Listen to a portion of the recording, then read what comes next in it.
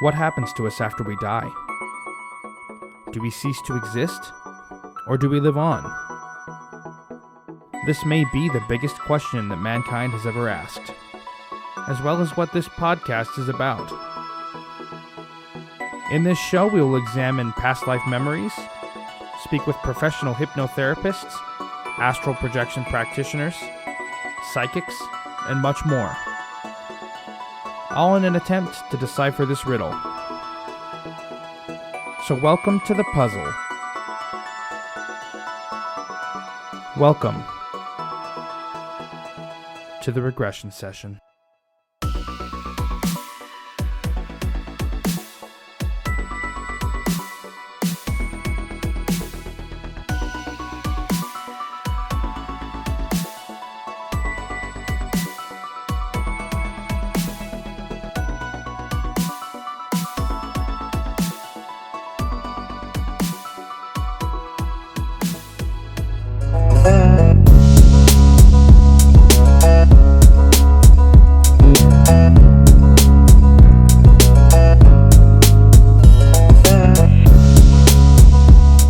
Welcome back to the regression session. My name is Ian. And you know what? I don't say it enough, but welcome to the regression session. To the new people that are tuning in, I really appreciate you. This week, I had a conversation with my buddy Bill. Bill approached me about coming onto my show to have kind of a difficult conversation because Bill is a Bible literalist, meaning anything that's described in the Bible he takes as literally. And so we had a kind of tough conversation about that, and Bill has got some massive guts to come on my show and get grilled about his beliefs. So definitely show Bill some love to his music, his YouTube channel, his Spotify, and all that stuff for having the guts to come on here and stand his ground about his beliefs. If you want to come on to the show to talk to me about your beliefs, your past life experiences, or your knowledge on any metaphysical topic, shoot me an email. My email is theregressionsession@gmail.com. And now, my difficult conversation with Bill. Hey, Bill, thanks for coming on to the show. Hey, hello, Ian. How's it going? Good, man. Good. Hey, thanks for reaching out and let me know you want to come on the podcast to talk about this. I'm actually really excited. Most of the people I have on the show, they're like all in, right? So it's like, yes, I believe in reincarnation. Yes, I believe in past lives. Yes, I believe in the angel realm or the fairy realm, right? It's like a lot of it's like pretty woo-woo out there. But you're on the other side of things, right? Yeah. Like I have you in my phone as Bill Nye the Christian guy. That is so funny. That's awesome. Yeah. So if you don't mind, just for my audience sake, telling me a little bit about your background, whatever you're comfortable sharing, okay. Some context as to like why we're even talking about this stuff today. Okay. No, sure. I thank you so much for having me on here. I really do appreciate it. And such an awesome guy, Ian. I like what you do, and I hope it continue to grow. So, but I guess how this kind of started, I want to say just the question, like asking why. I've been taking I'm taking a philosophy class at Weber State. It's a college I'm going to, and just the whole idea of why. Really helped me to kind of open up my mind. And this class has actually been reminding me a lot about you, Ian, and how we started, to come up with this conversation when we were both working together, and I really enjoyed a lot of those conversations that we had. And we both have a lot of disagreements, that's for sure. But I was very impressed because we were both able to disagree in an appropriate manner, per se. We didn't throw spears at each other or it's respectful, right? Like, right. Yeah. It's all about the respect. Yes. And that's what I really like. And so I guess it's kind of how this all kind of came together that way. But I'm not the best with words, but I know just the question why really helped me to kind of ask myself, what is life all about? And when you asked me to be a part of this, I'm like, this would be very interesting. I'd like to, open up my mind to a different possibility, to, different beliefs, because, there people who believe in reincarnation are just as important as somebody who believes in God, or if they don't believe in reincarnation. So I guess that's that. Right. And just so for like context, you're definitively, as like right now, you're definitively Christian, right? Yes. And you're like a Bible literalist. Oh yeah, So I believe the Bible, word for word, everything it says in the Bible. I believe it, even if it's saying a donkey is talking, I believe that the donkey is talking. So all I right, believe everything, gotcha. every word. Right, but so what's impressive to me is that you're willing to like entertain the possibility, Oh yeah, right? no, for sure. And I'm not trying to like convert you here. Right. Oh no, I understand that. This is not what it's about. It's about sharing our ideas and having an open mind, for each other's Yeah. thoughts. And this show is all about a different perspective. And this is a Right. perspective I've been wanting to have. So like when you were like, hey, maybe I could come on your podcast. And I was Right. like, yeah, maybe you should come on my Yeah. podcast. So Bill, we're acquainted, right? Like I would say we know each other pretty well. I would even go as far as to say that we're friends. Yeah. And so I might ask you some hard questions, Okay. but know that I'm up for if I that. do ask you some hard questions, they're coming from a place of love. And feel free to ask Yes. me some hard questions too, man. So let's just start from like the viewpoint, like the most basic of basic that we can get, just to start things off. So, do you believe in reincarnation? No, I don't. Okay, can you explain why? So coming from the King James version Bible, that's the version that I read. It's the oldest Bible that there is recorded. And, reading the Bible, growing up as a kid in a Baptist church within the Christian environment, I learned that God, He creates man and He allows man to live. And then when time's up, then He allows man to die. And to me, that interprets into man not having another life. But I do believe that there is life after death. And you might have heard this before. I know you grew up in a religious, environment as well, if I remember correctly. Yeah, I was Mormon. Right. And I know they also believe that there's life after death, like you go to like heaven or some other place. And I just believe in one heaven and one hell, and those are the only two places that you go to. So I want to say that my source comes from the Bible, not my my own personal discretion. I guess you could say it's not my own personal. I believe because this is what God said with His own words, and that's why I believe it. So let me ask you this question then. So if let's just say you're right, okay? Let's just say I'm wrong, reincarnation isn't real. There's a phenomenon out there that's fairly well documented by the University of Virginia. Okay. It's called it's like children's past life recall. And what it is it's these children that are between the ages of like 2 and I think the oldest one was like 5. And what they do, like a really famous case is the case of James Leininger. And I'll just use that as the example here. So James Leininger, he started like at a very young age, he started writing his name as James 3. Like that's how he would write his name. It's because he was like, I'm the third James. And his dad was not named James and his grandfather was not named James. So they're like, okay, where's that coming from? That's kind of weird. But he started describing like the inside of, I don't remember every detail because I do a lot of research on this stuff, but the inside of a certain type of airplane in World War II. Okay.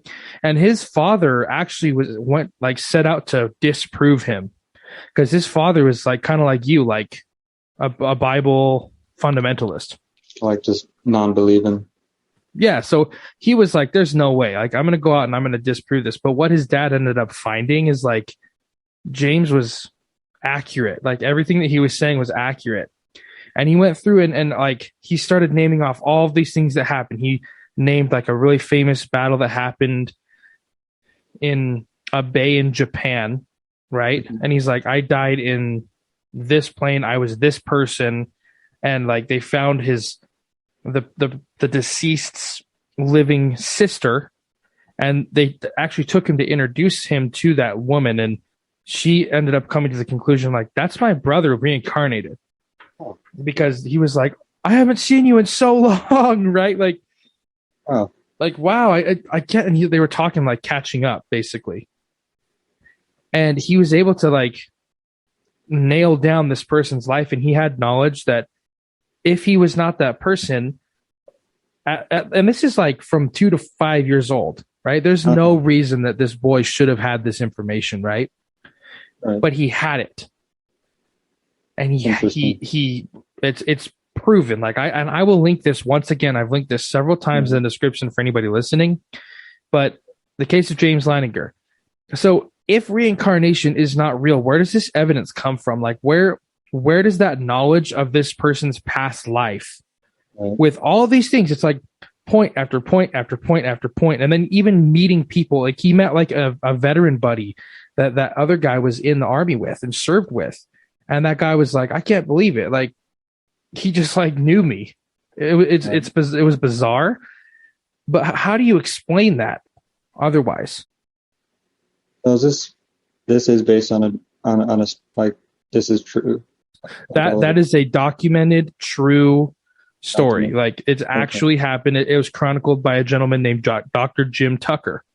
Dr. Jim Tucker has gone through and chronicled dozens and dozens, and I would almost want to say like hundreds of cases of this where he's like nailed it down. He'll like show kids random pictures of like, hey, so does this, like out of these 3 hotels or these 3 houses, do any of them look familiar to you? And he'll have like 2 random ones and then 1 like actual photo from that person's that they're claiming to be his life. Mm-hmm. And a lot of the times these kids will be like, oh yeah, that one. And it's right. Like that's the house or that's the person or whatever. And these are like, I could pull this up and show you the cases of these. They even have a Netflix documentary about it. So this is like a well-documented phenomenon, right? And it's like, there's actual evidence for it. So I'm not just like making this up. This is real life. So with that being said, how does that fit in with what you're saying? No, that sounds really, really cool. The idea of reincarnation, for me, always fitted the movies pretty well. Every time I'd see a movie that dealt with the subject of reincarnation, I'd be very intrigued. I'd be drawn to it because the idea of living a past life is pretty cool, you know? And like having those thoughts come back to you, it's just mind-boggling to me. And I kind of see that on a fictional kind of scale. Like I keep it inside the movies, and I guess I'd have to kind of argue with that. Wow, this is difficult, Ian. I'm going to throw this out though. So in the Bible, I'm just going to start off with the first verse. This is Genesis. I don't know if your audience, if they're, readers of the Bible, if they've ever read the Bible, but I personally have studied.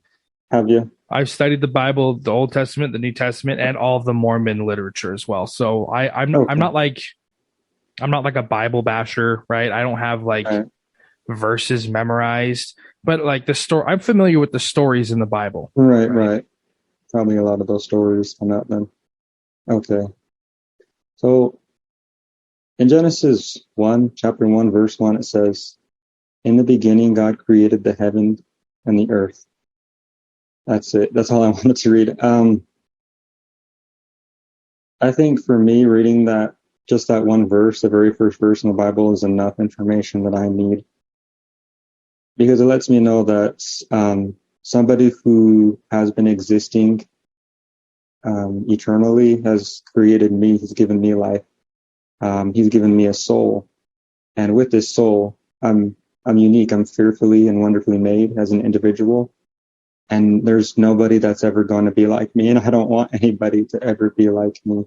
And that's what I'm going to use for this argument is God only lets us live once. He gives us just one soul, and it's beautiful. It's amazing. Like, I don't know, like, think about your kid, and would you want him to have lived a past life and tell you, oh, I've already lived this. I had a first dad, a first mom. I'm just trying to get through this life. To me, just having one life, there's something so special and sweet about it. I wouldn't want to be forced, or I wouldn't want to already have lived a life that I can't really fully remember, if that makes sense. I get what you're saying, right? I would counter that by telling you that it's not about replacement, right? Okay. I would counter that by saying it's not about replacing your past life experiences with new life experiences. I would counter and tell you that it's about eternal progression, right? So with my son, I never want him to reach a point where he's like, okay, I know everything, right?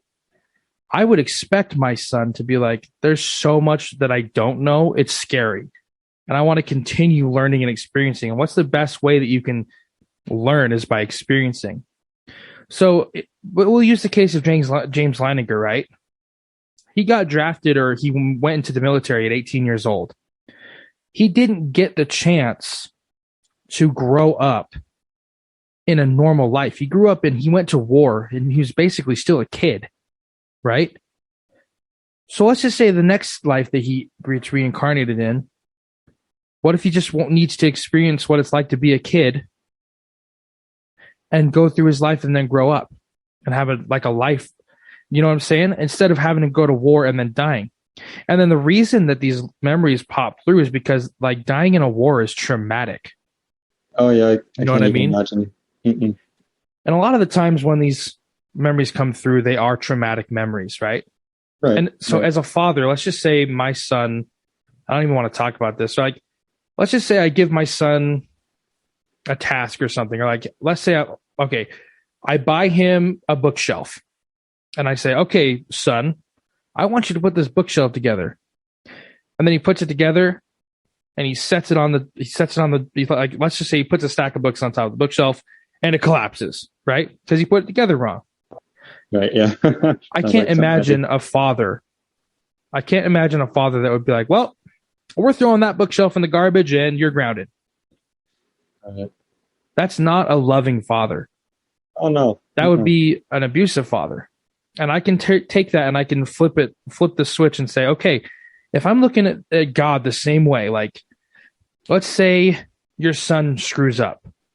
Why are you going to punish him for his whole life? Like, you're grounded in your room for the rest of your life and you're never coming out. Mm-hmm. If God made us in his image, why do so many people feel like I could never do that to my son? Like I understand, like, there needs to be obedience, right? Like, and there needs to be, like, he should have read the rule book. But why wouldn't he get a second chance? And that's where the concept of coming back for another chance to learn and grow comes into play for me. I definitely see where you're coming from and what you're talking about as well. That's very interesting. And I've heard this before. And in my mind, Bill, and just sorry to interrupt you, in my mind, there's no reason why reincarnation cannot fit into the canon of the Bible? My response usually to that, whenever I do hear somebody bringing that up, is when they bring up, if God was really loving, if he created us in our own image, why would we have a lot of like the sickness going on? Why do we have all this mental illness and suffering and kids not having clean water and good food to eat? Why do we have all these problems? And my answer to that is that God didn't originally create a damaged world to begin with. He created a perfect world, and man is the one who screwed it up. But people don't like to hear that man messed it up for all of us, because we just don't like to hear failure. Like it's just not an option for us. We hate anything that has to do with negativity that brings ourselves down, if that makes sense. That does make sense. So, and I'm going to counter that with this. Those kids, like, so you have all these different countries in the world, right? All these different scenarios. Mm-hmm. But what you're saying, Bill, essentially, if you strip everything down, is like everybody here is having a test right now, right? And it's basically the same test, right? Like you're getting set up for a test. But it's like, look at it this way, like you have a rhino, a giraffe, a zebra, a monkey, and a tortoise. And they're all lining up for a test, and they're saying, this is the test that you need to take and pass in order to, like, let's just say, get released into your natural habitat or something. I don't know. Like, it's something desirable. Like, you have to pass this test, and then you get to graduate, right? Sounds but like the religion. test, right, exactly. But the test is to climb a tree, right? So what does that mean? Like the monkey, right? The monkey's going to be like, oh, dude, I got this in the bag. And he's going to climb the tree. And the teacher's going to be like, great job. You passed. But what about like the rhino or the giraffe or the zebra or the elephant? What about them? What about the tortoise? So that test is inherently unfair to other people. Oh, because if you get one chance, Bill, why is it that some people here in America get born and they have everything? And then there's a kid in Africa who's born and he starves to death. Right. It's not about, to me, like men messing it up, because there is free will, right? To me, it's about the test would be unfair. It's rigged because it's not the same. It's not the same test for everybody, and that's just inherently unfair. Right. That's a lot, Ian. and that's the hard part for like religious folks to chew on. When you look at it in a different way, it's like, okay, like if the test is to climb a tree, like everybody has the same test, but you have like the rhino and the elephant who are like way too heavy to climb trees, right? You have the giraffe who's already as tall as the tree, so how is he going to climb it? And then you have the monkey who's like, oh yeah, that's easy. And then you have the tortoise who can't even like attempt, right? So it's like all these different scenarios. If the test was not inherently rigged for the monkey to succeed, it would be a fair test. Or like there'd be a separate test for everybody. And that's where like my concept of reincarnation for the purpose of eternal growth comes from. Right. It's like, okay, for one life, I'm going to be the monkey. Now the next life, I'm going to be the tortoise and see what that's like. Okay, now I'm going to be the elephant. I could just knock the tree over if I wanted to. Okay, now I'm going to be the rhino, and I can use the tree to sharpen my horn. Right? It's like all these different things. It's about like eternal growth. Right. As a father myself, if I was God, that would be the way for me to go. And like I said, I don't think that reincarnation and the Bible have to be mutually exclusive. Because what is death? Like in nature, what is death? You're asking in nature, right? Yeah, like in nature. So like like in Africa, a pride of lions chases down a zebra and kills it. What is that? It's a cycle, right? Yeah. The cycle of The life. zebra was born, and it took energy for that zebra to be born. It took energy for that zebra to grow up to a full-grown zebra. It took energy for that zebra to live. And then it took energy for that zebra to run away and eventually get caught and die. And then that energy goes to the lions and then eventually returns back to the environment. And then that energy goes back into the zebras. It's a cycle. That's the concept I want you to think about as far as reincarnation goes. Well, everything's unified is what I'm getting. Right. And so what I'm trying to get across is that we don't just live linear past lives to just forget or exclude God from our lives, right? What I'm trying to say is we are part of the cycle because God is within all of us trying to help us all grow and succeed. And we need these experiences. And I can even tell you like what the concepts of heaven and hell, in my opinion, even are. If you would like to hear it, I can tell you. Yeah, no, you can tell me. Okay, so as far as like heaven and hell, and we can look at the cases of near-death experiences. Do you know what those are? I do. I'm very interested in those. Beautiful. So for my audience, near-death experiences, and if you've had one of these, please reach out to me. I want to talk to you. With modern medicine and modern technology, it's becoming increasingly common for people to medically die, right? And then be resuscitated. So they're medically dead. Like you were pronounced dead at 10:56 p.m. on October 23rd, 2012, right? Whatever. Mm-hmm. That goes in your record like you were dead. Right. When that person was dead, they recall these experiences. Okay. Mm-hmm. So there's some people that see like paradise when they die. They meet their loved ones and they meet like their spirit guides, or they meet Jesus, or they meet Buddha, they meet angels, right?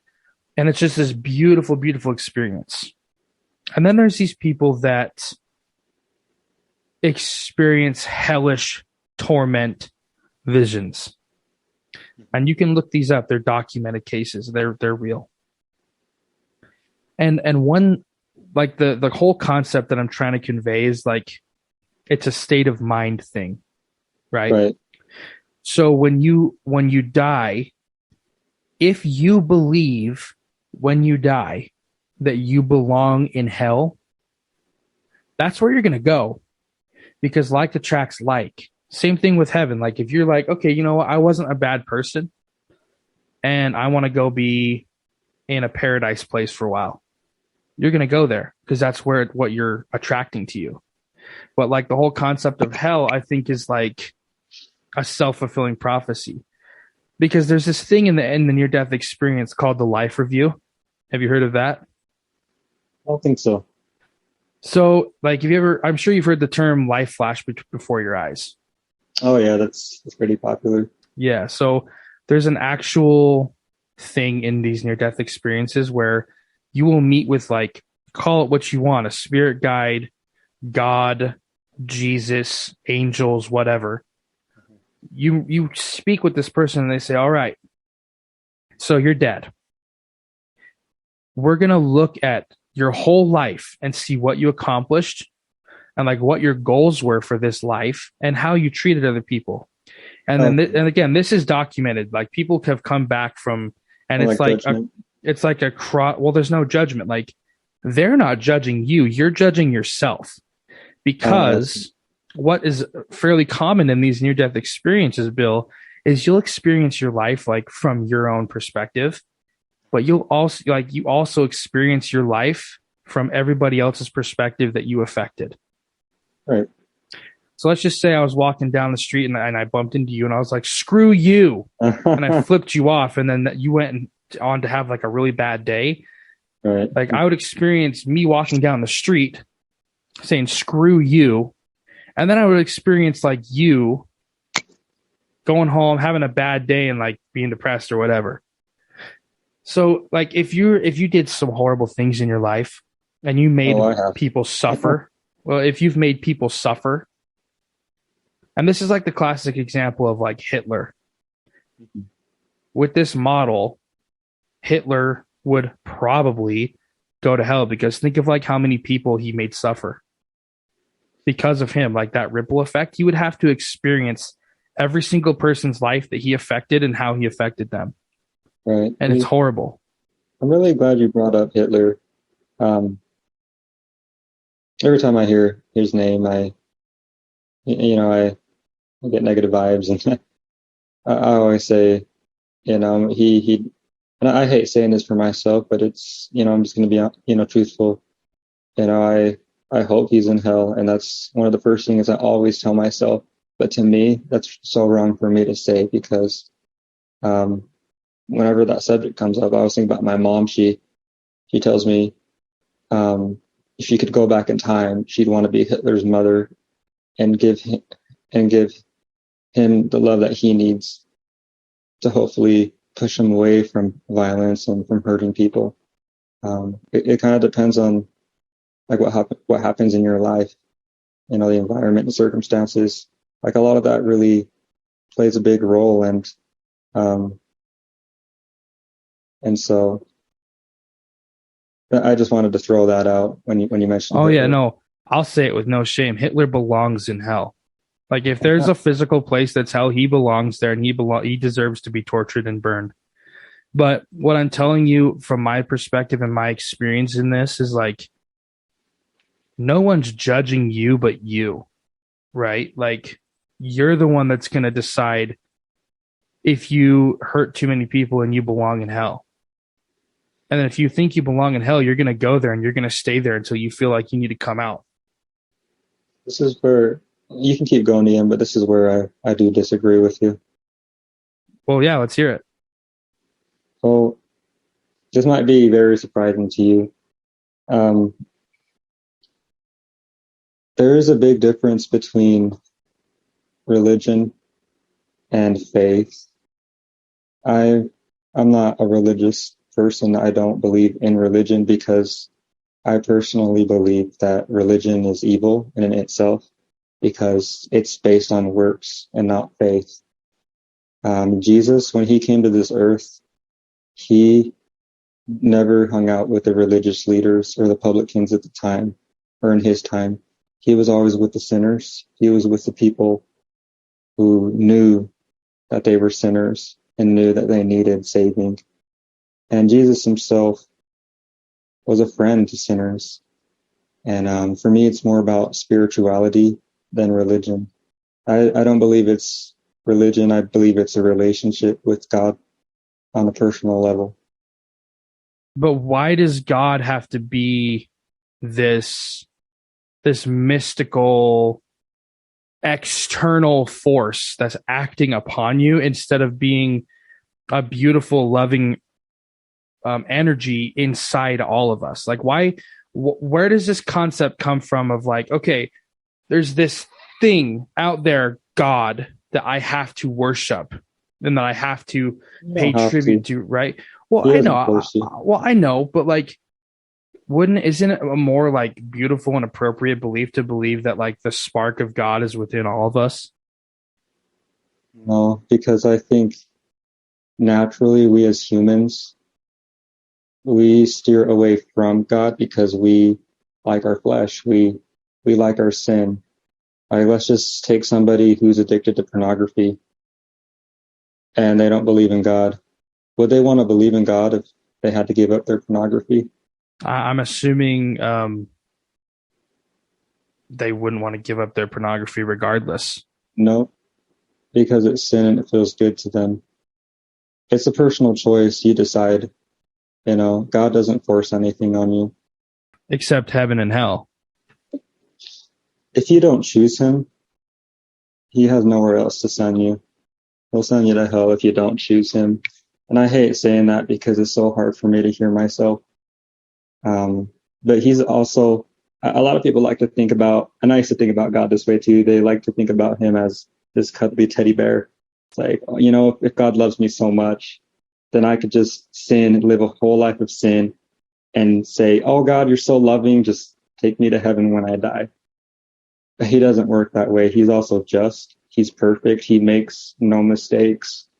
In the very beginning, man sinned, not him.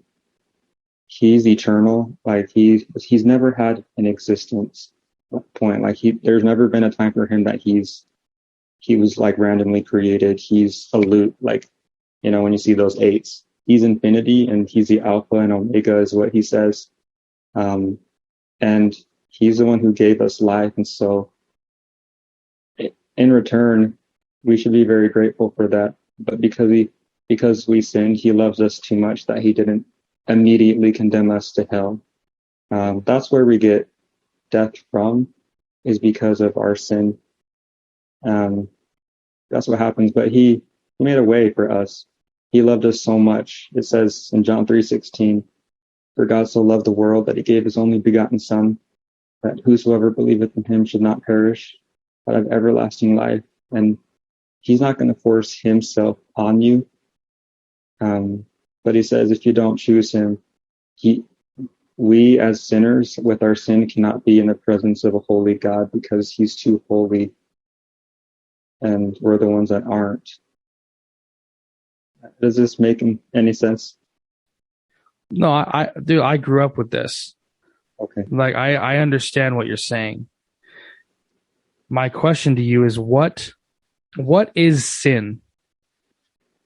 So sin can be a lot of different things. We all struggle. And I'm really glad we're talking about this because it's a very uncomfortable topic. Nobody wants to bring up the subject sin. But I'd say sin is, let's just bring some of the things up to the table. So one of them is pornography. Of course, people who find pleasure in pornography, it makes them feel good. Not only does it make them feel good, it's sin in itself. Because in the Bible, God himself says to not look on these things, to not look at pornography. It's not good for your mind and your soul and your well-being. It'll corrupt everything inside. And so there's a certain feeling that only humans know when they sin. For example, you can look at somebody who enjoys killing people for fun. That's a sin. And it's a horrible sin. Sin can be lying. You know, I've lied as a kid numerous times, you know, to hopefully not get the belt. I've stolen some candy from the store, the dollar store, and that right there is sin and enough to be guilty. And it says in the Bible that there's none righteous, no, not one. We are all sinners, and nobody can be God. And I definitely would never want to be God. But sin is anything that displeases God. Okay, there we go. So now we've classified like the actual definition. If you look up the definition of sin, it is an immoral act considered to be a transgression against divine law. Right? That's the official like definition of sin. And I'm not trying to like bust your balls. I'm trying to get your perspective, right? Right. So this divine law that's being referenced here in this like official definition, right? It's like basically like the thing that everybody should know, right? My question is, and this isn't a question to you. This is a question in general. Like this is just like it couldn't be rhetorical. You don't have to answer.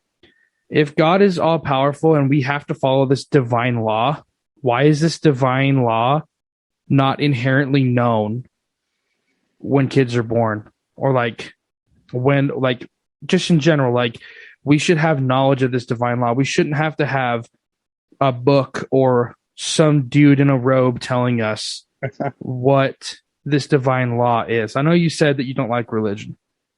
Oh no. But like I'm way religion is against it. based off of these texts, right? I believe Christianity is separate. Okay, so Christianity isn't a religion then. You know what? Let's put it back in the religion category because it is a religion, but when you become a Christian, that's not what it becomes about. It becomes about God and not anything else. I don't know if that Gotcha. makes sense to you. No, it does. I'm Okay. picking up what you're laying down. It's like a Right, personal transformation. right. Yep, that's it. So like and like you're all in, man. Like you have faith, right?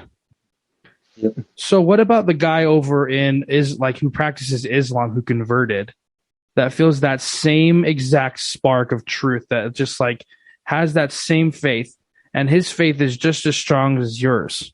So what makes your God any better than his God? Or like some person who lives in India who worships Krishnu, right? And they feel this divine connection and this spark of faith. Like they truly wholeheartedly believe, like Right. this God changed my life. This is the God. What makes your God any better than their gods? So here's the difference. If this religion is benefiting you,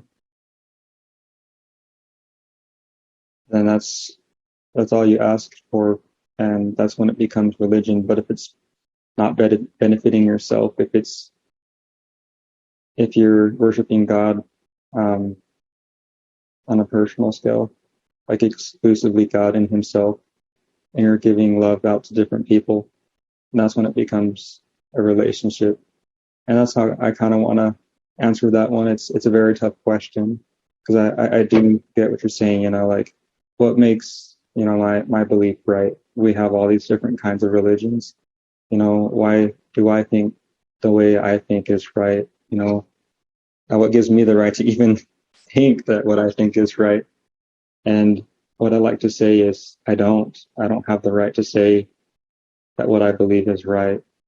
I just know that God is in control, and He'd want me to let people know that He loves them.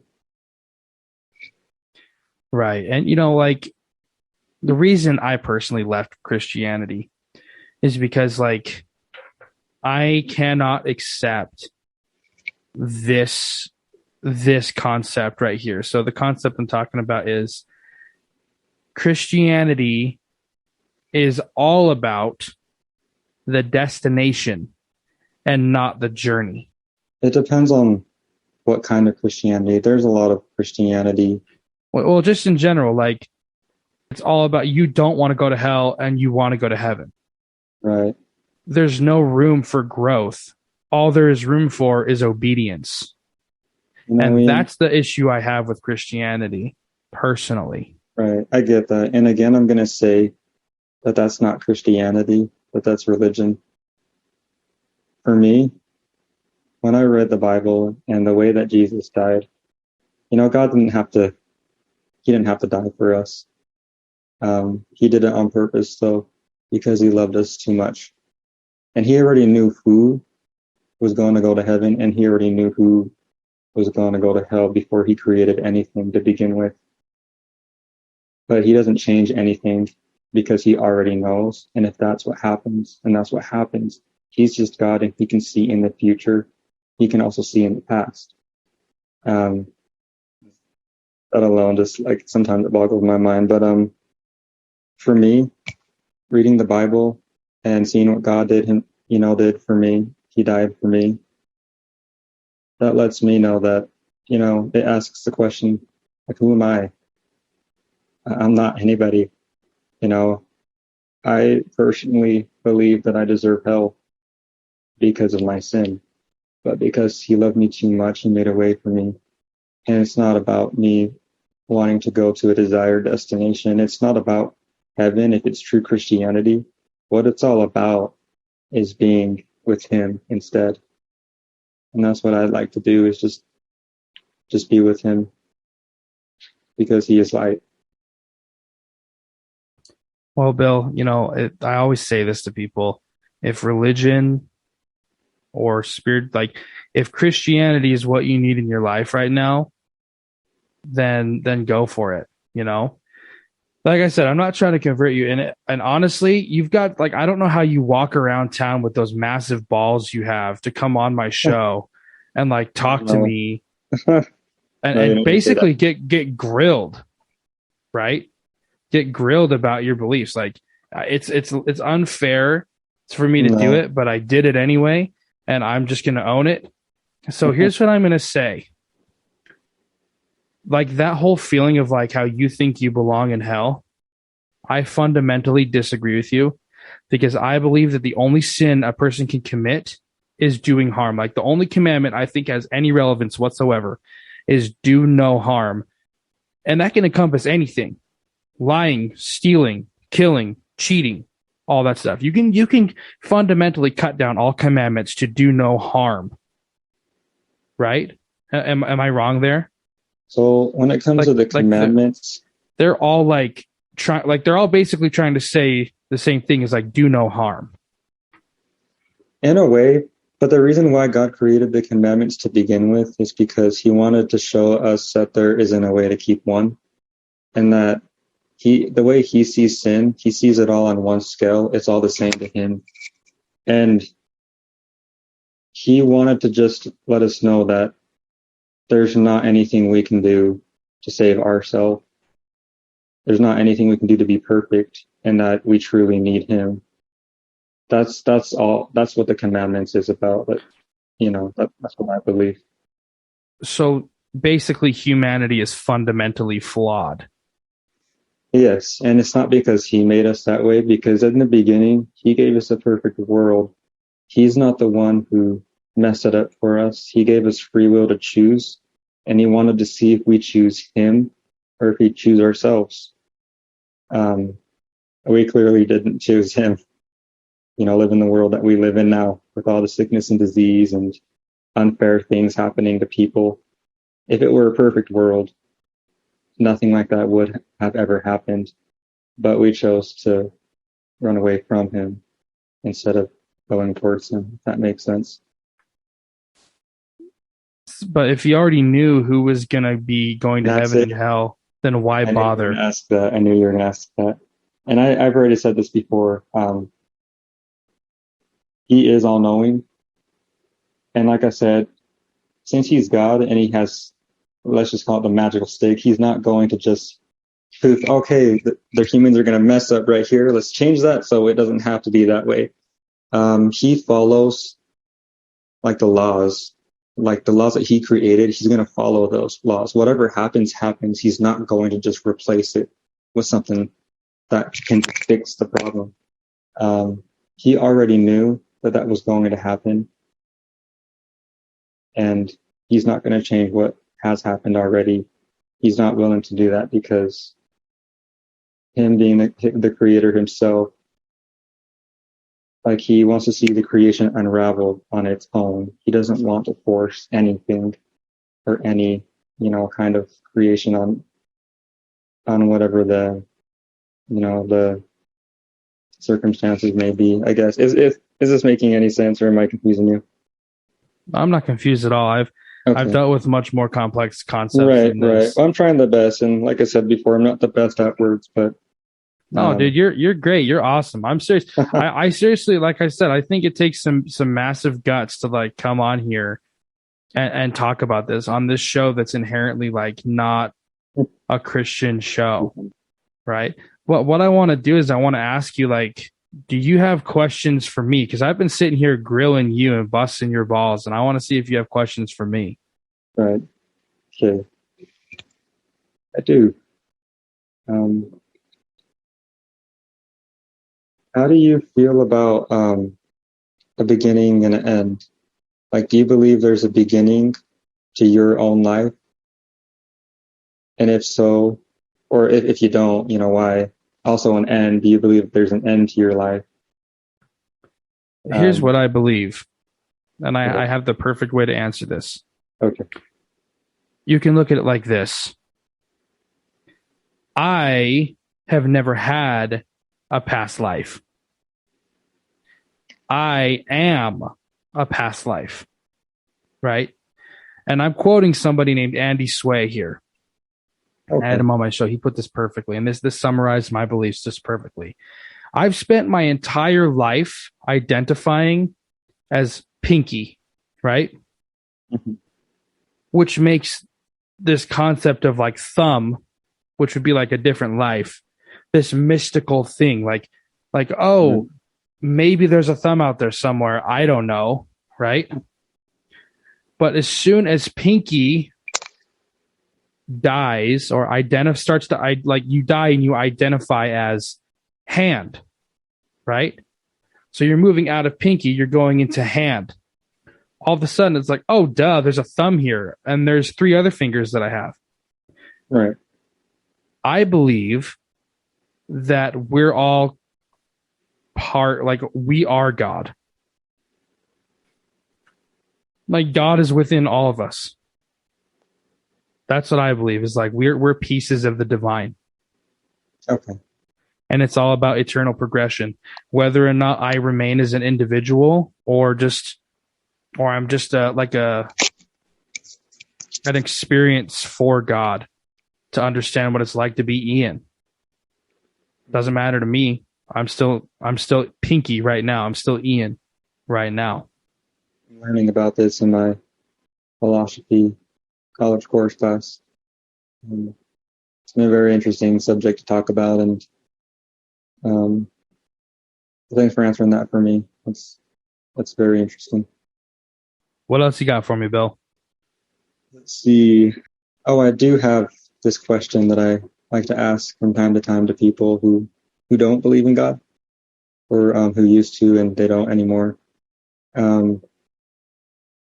If you were to die like right now, if there was like a meteorite that just like fell over in your house, or if you just suddenly had a heart attack, what percentage would you say you'd spend the rest of eternity like in either heaven or hell?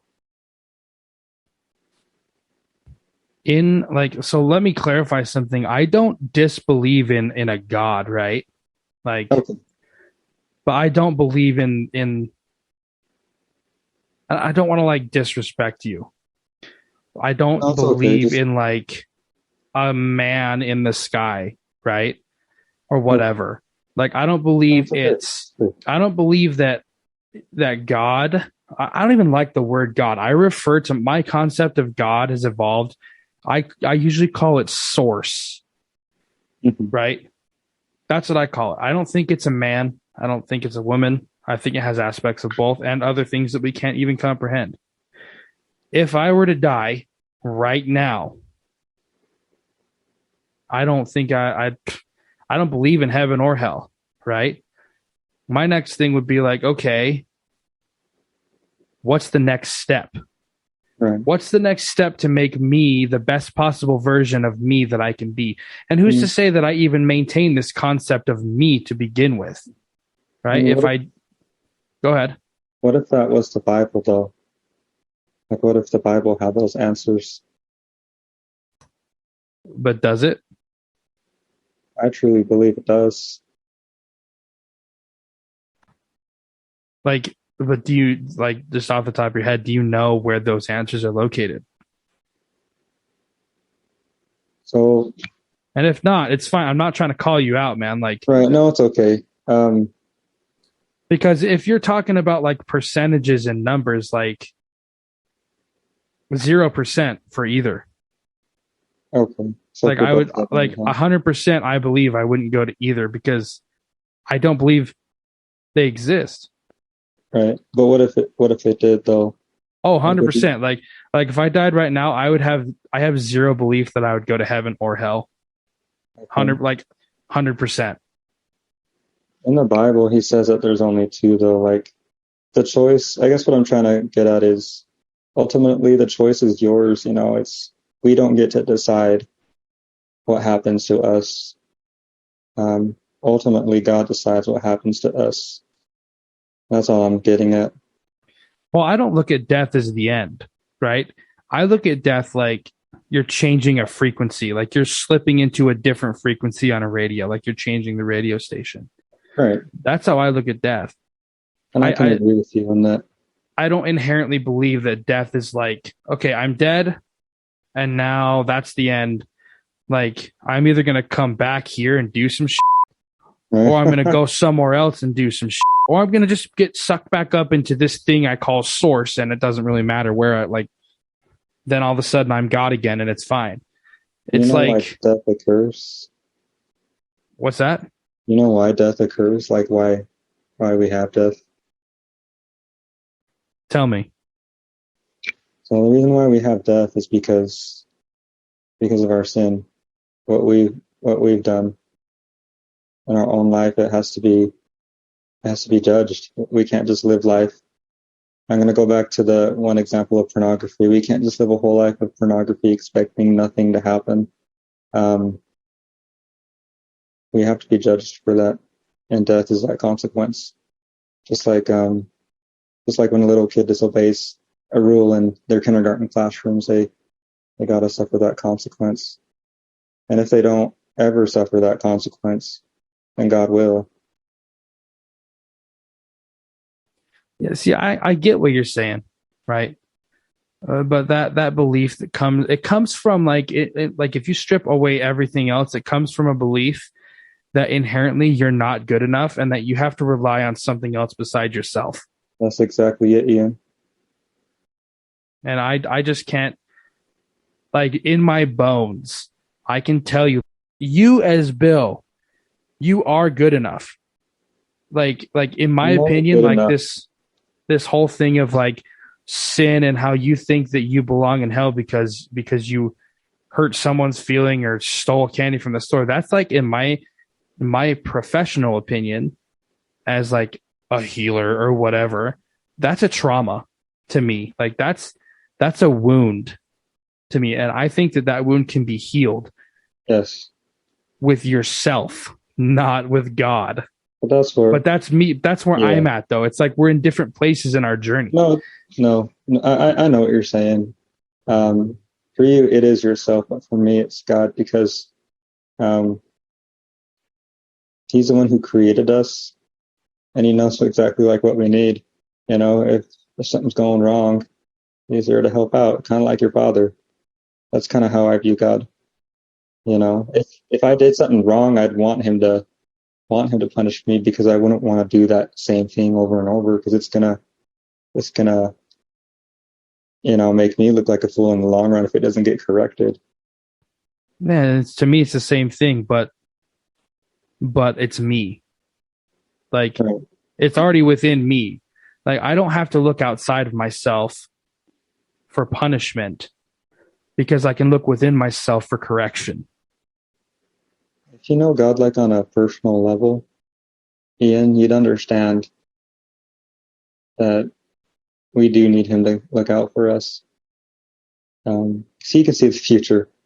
And I know for sure we can't really, unless you're like a psychic or something like that. I don't believe in that, but I know for sure we can't see in the future, or haven't created any kind of device to see in the future. So why not like rely on somebody that already knows your future and trust that He has it in His hands?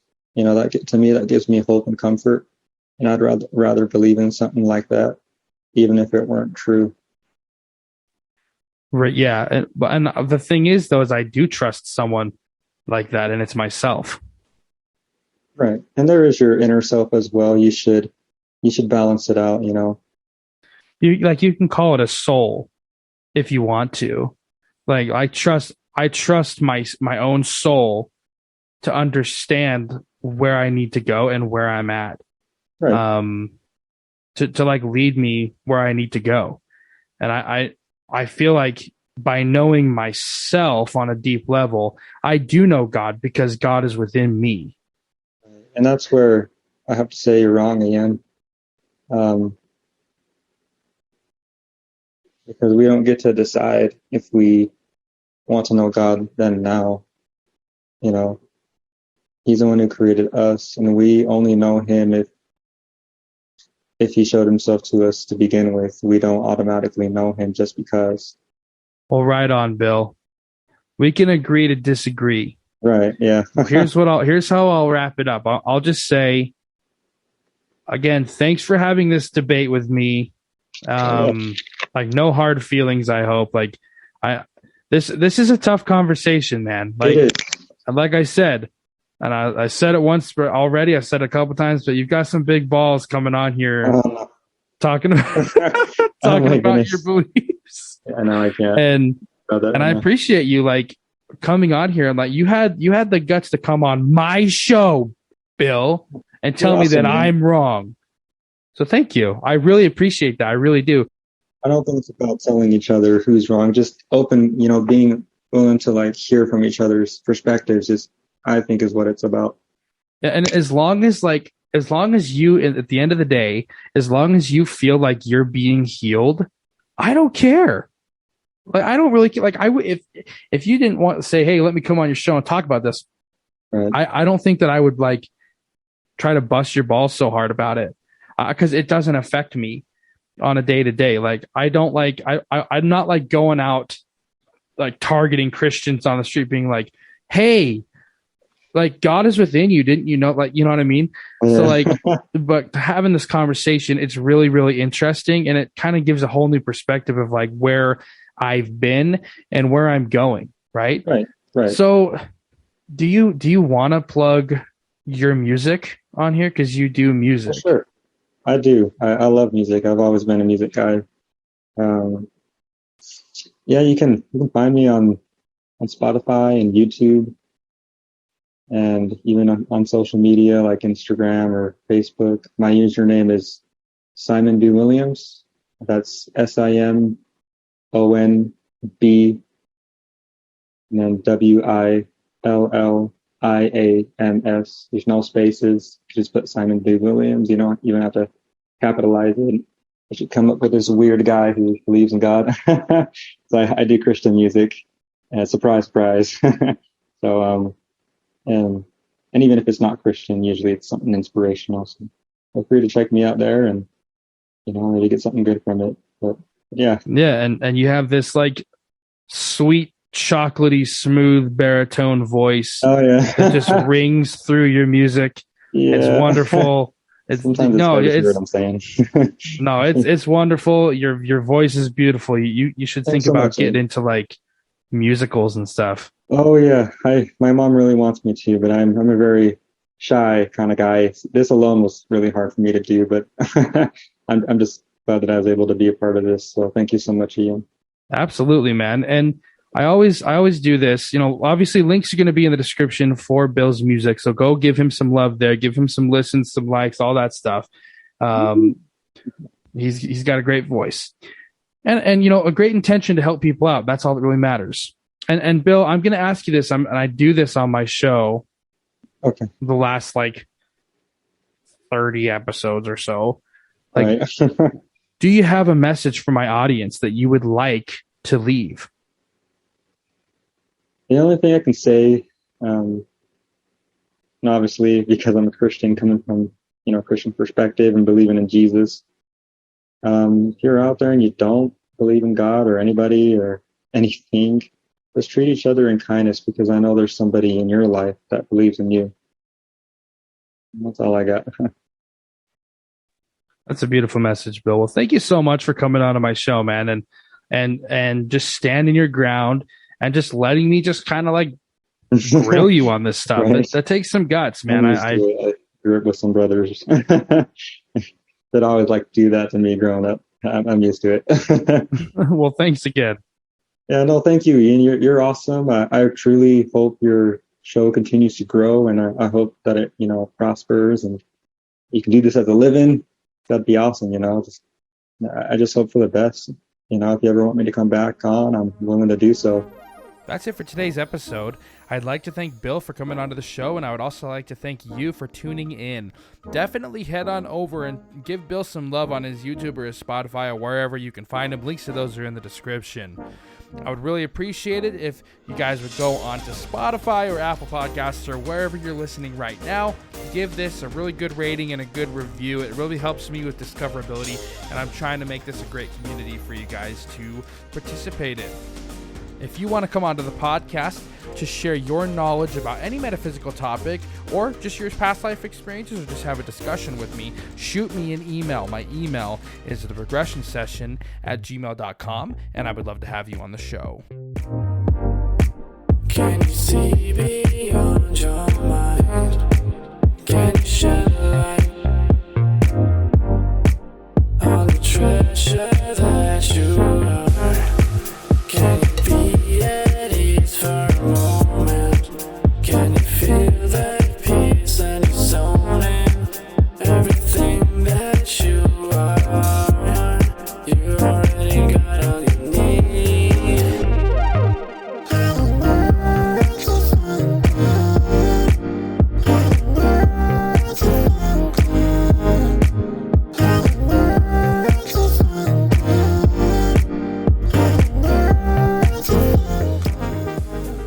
Like if you're like, okay, I'm gonna cook tonight, or like I have to cook tonight, what would be like the first recipe that popped in your head? Where you're like, okay, I'm gonna make this. I honestly don't know. Casserole, probably. Okay, Casserole. Now we're getting somewhere. Right. What kind of casserole are we talking, Bill? Probably just like green bean casserole. That's my favorite. I love having Green that. bean casserole. Yeah. Really? What is this? Thanksgiving? I know.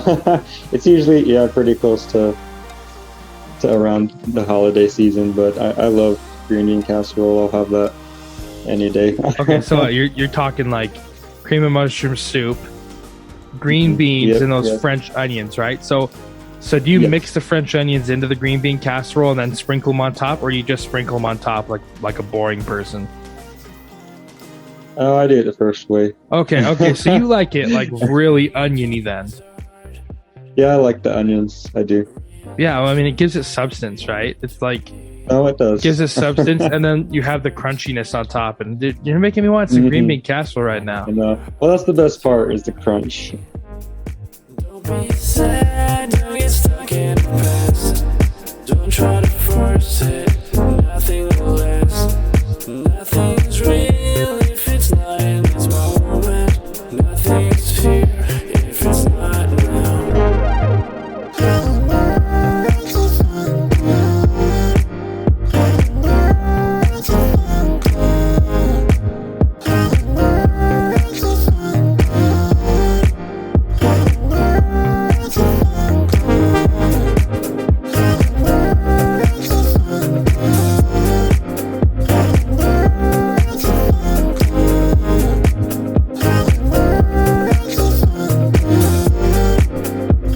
As a literalist Christian, a literalist